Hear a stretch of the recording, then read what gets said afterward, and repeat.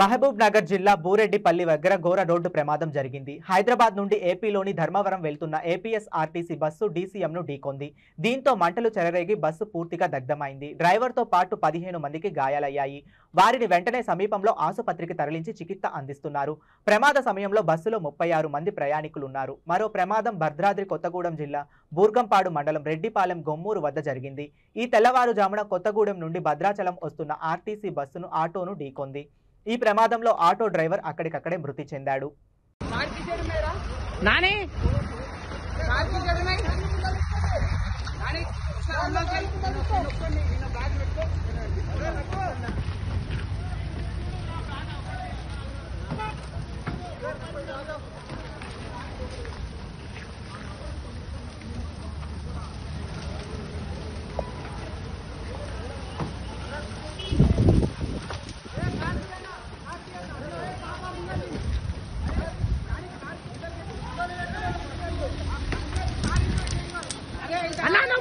ముందల్కో అన్నా ముందల్కో అన్నా ముందల్కో అన్నా బ్లాస్ట్ అయితేనా ముందల్కో అంటే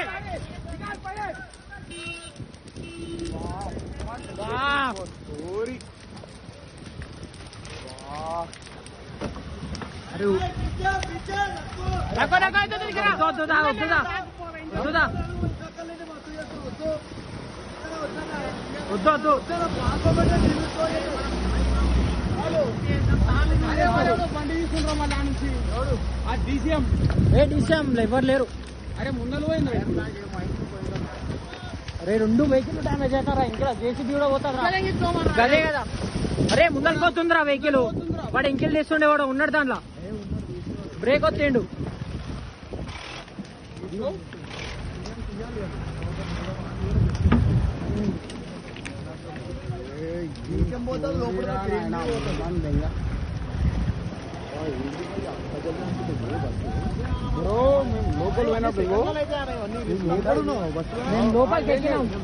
లోపలికి ఎక్కినాం మేము కాయ తాగి వస్తున్నాం బయట దిగన్నాం.